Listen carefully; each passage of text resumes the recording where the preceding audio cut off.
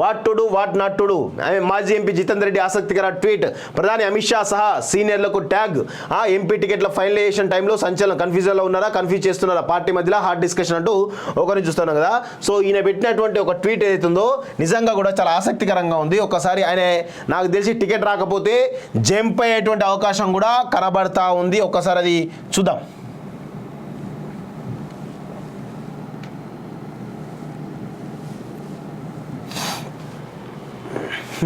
మామూలుగా కాదు చూడండి.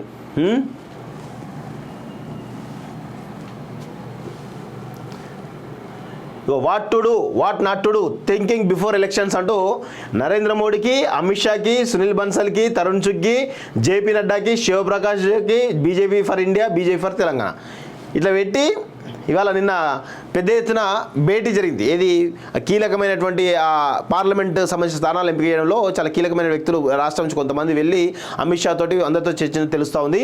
దీనికి సంబంధించి ఆయనకు టికెట్ వస్తూ రాదు అనే కోణంలో ఈరోజు చూడండి what to do what not to do అంటూ ఈరోజు ఇలాంటి పిక్ పెట్టేసి మొత్తానికైతే ఏం చెప్తా ఉన్నాడు, నాకు టికెట్ రాకపోతే నేను పార్టీ జంపే అవకాశం ఉంది అనేటువంటి ఒక వాదన మేబీ చెప్పలేం, ఏదైనా జరగవచ్చు. అక్కడ మహబూబ్నగర్లో డీకే అరుణ వర్సెస్ ఏపీ జితేందర్ రెడ్డి ఇద్దరికి మధ్య ఎవరికొకరికి టికెట్ ఇచ్చే అవకాశాలు అయితే కనబడుతూ ఉన్నాయి. భారీ అంటే పెద్ద ఎత్తున అయితే డీకే అరుణకి వచ్చే అవకాశాలు అయితే కనబడుతాయి. ఎందుకంటే గతంలో డీకే అరుణ కూడా ఈరోజు గతంలో పోటీ చేసి ఓడిపోవడం జరిగింది వాస్తవంగా. ఒకసారి దాని గురించి చూద్దాం. ఒకసారి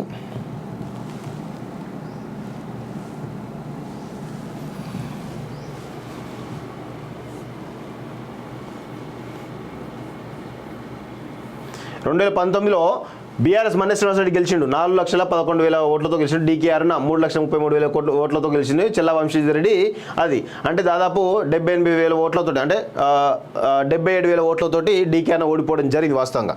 ఈసారి గతంలో జితేందర్ రెడ్డి బీఆర్ఎస్ నుంచి ఎంపీగా ఉన్నాడు వాస్తవంగా.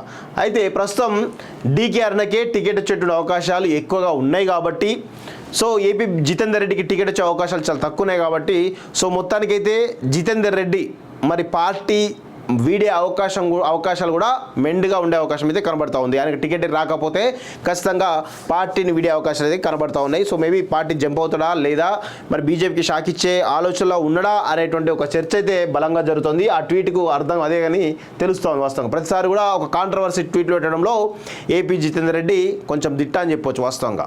సో చూద్దాం మరి ఆయనకు టికెట్ రాకపోతే పార్టీలో ఉంటాడా, పార్టీ మారుతాడా, మరి ఏ పార్టీలో పోతాడో చూద్దాం వాస్తవంగా.